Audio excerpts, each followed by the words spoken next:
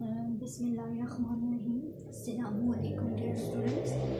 इससे पिछले टॉपिक में मैंने आपको LCM division method of prime factorisation समझाया था। आज मैं आपको एचसीएफ बाय प्राइम फैक्टराइजेशन समझाऊंगी कि आपने एलसीएम कैसे लेना है through prime factorisation method. HCF by prime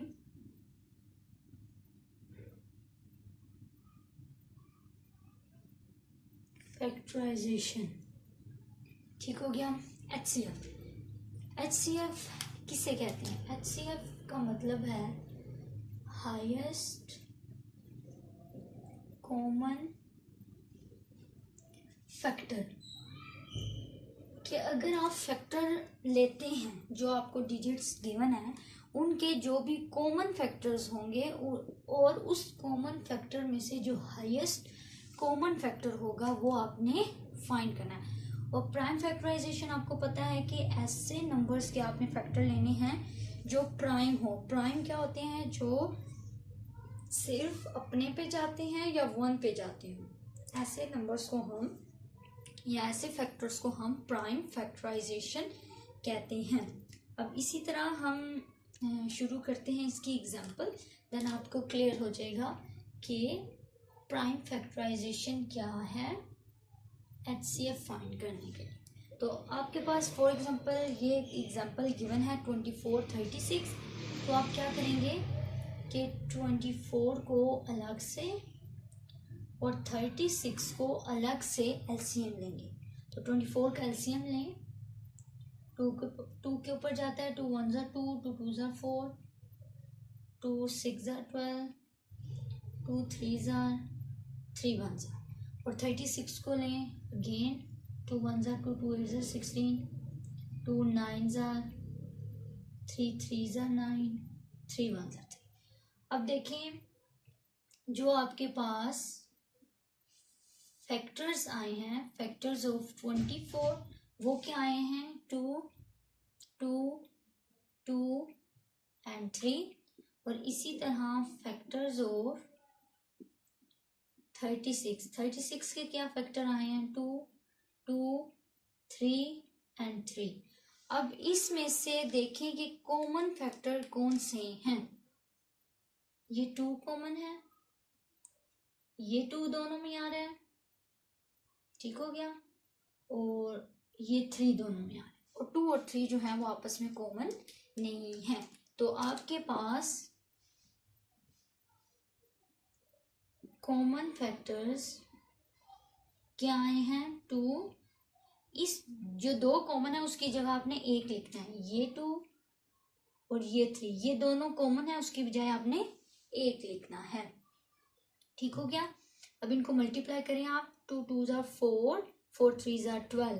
तो 12 जो है हमारे पास ये एचसीएफ आएगा हाईएस्ट कॉमन फैक्टर।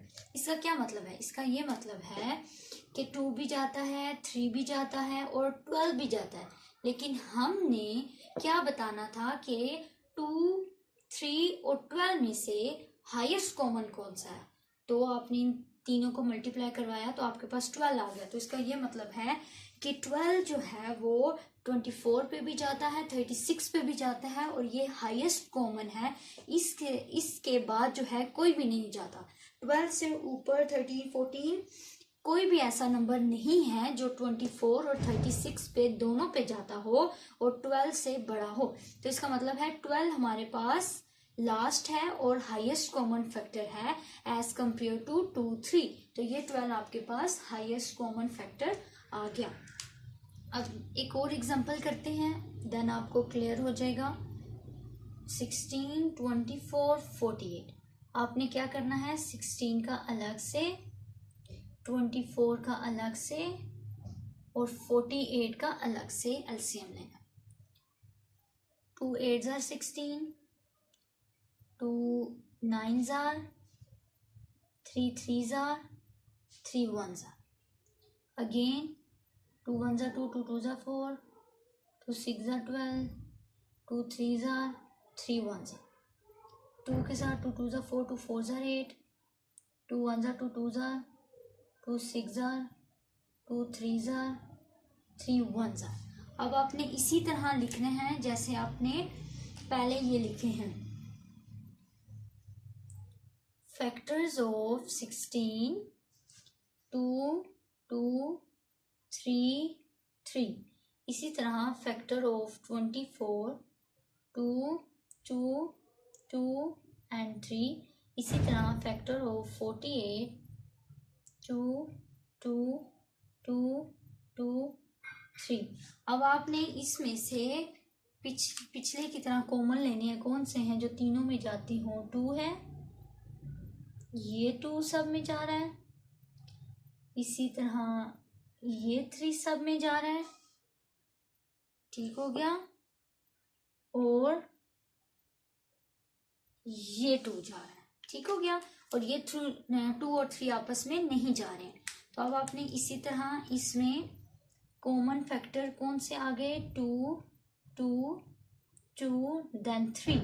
तो आपके पास क्या आया? 2 2 जार 4 4 2 जार 8 और 8 3 जार कितना होता है जी? 8 16 24, तो 24। अब देखें 24, अब देखें ये 24 आया।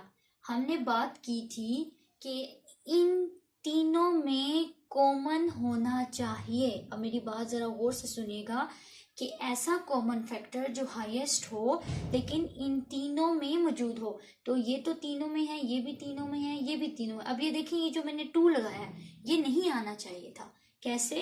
क्योंकि हमें ऐसे नंबर चाहिए जो आपके पास तीनों में मौजूद हों। तो ये जो है आपके पास, ठीक है, ये जो आपके पास नंबर आया था ये इसमें नहीं होगा। क्यों? क्योंकि हमें ये 3 चाहिए थे, ऐसा नंबर जो तीनों में कॉमन हो। तो ये तो तीनों में है, ये भी कॉमन, ये हमें नहीं लगाना चाहिए था। मैंने आपको इसीलिए करके बताया ताकि आपको ये कॉन्सेप्ट क्लियर हो जाए। ठीक हो गया? तो आपके पास क्या आएगा? 2 2 एंड 3। तो 2 2 जार 4 और 4 3 जार कितने होते हैं? 12। ठीक हो गया? तो ये आपके पास क्या आ गया? Highest common factor. ये आपके पास हाईएस्ट कॉमन फैक्टर आ गया। ठीक हो गया? अब इसी तरह मैं आपको एक और एग्जांपल करवाती हूँ ताकि आपको समझ आए।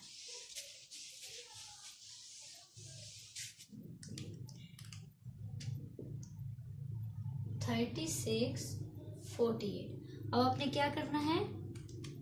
36 का अलग से लेना है और 48 को अलग से लेना है। तो क्या आएगा? 2 1 jar 2 2 8 jar 2 9 jar 3 3 jar 3 1 jar 2 2 jar 2 4 jar 2 12 jar 2 6 jar 2 3 jar 3 1 jar. ठीक हो गया? अब आपने इसी तरह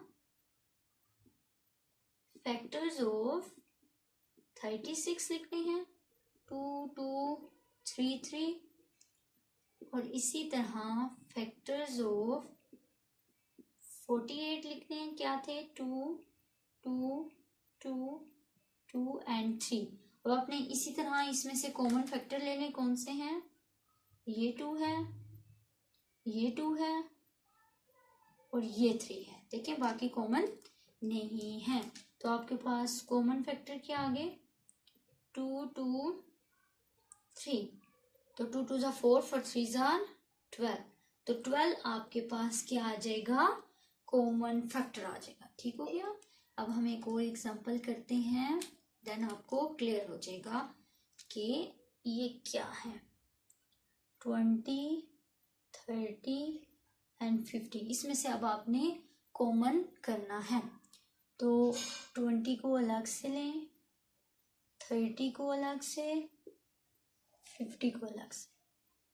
2 10 2 5 5 1 2 15 3 5 जार 5 1 जार 2 25 के साथ, फिर 5 5 के साथ, 5 1 के साथ। अब आपने फैक्टर्स ऑफ 20 लिखने हैं, क्या है 2 2 एंड 5। इसी तरह फैक्टर ऑफ 30 लिखने हैं, वो क्या है 2 3 5। फैक्टर्स ऑफ 50 लिखने हैं, वो क्या है 2 5 5। अब देखें इसमें से कॉमन क्या है, ये 2 तीनों में आ रहा है और ये देखिए ये 5, बाकी ये कॉमन नहीं है। तो अब आपके पास कॉमन फैक्टर क्या आए 2 मल्टीप्लाई बाय 5, तो 2 5 आर 10। 10 जो है ऐसा फैक्टर है जो इन सब में कॉमन है और सबसे हाईएस्ट है, ये इन सब में से हाईएस्ट है। आपके पास यहाँ 2 भी है, 5 भी कॉमन है और 10 भी कॉमन है, तो लेकिन 10 ऐसा है जो हाईएस्ट कॉमन फैक्टर है। ठीक हो गया, तो हाईएस्ट का मतलब था ऐसा फैक्टर जो सबसे बड़ा हो और वो सब में कॉमन हो। तो 10 जो है वो हाईएस्ट है और सब में कॉमन है। तो ये आपके पास कौन सा मेथड हो गया, प्राइम फैक्टराइजेशन, और हमने हाईएस्ट कॉमन फैक्टर फाइंड कर लिया। आई होप आपको ये लेक्चर समझ आई होगी। नेक्स्ट इंशाल्लाह मैं न्यू आईडी के साथ आपकी खिदमत में हाजिर होंगी। मेरा चैनल जरूर सब्सक्राइब कीजिएगा। Thank you so much.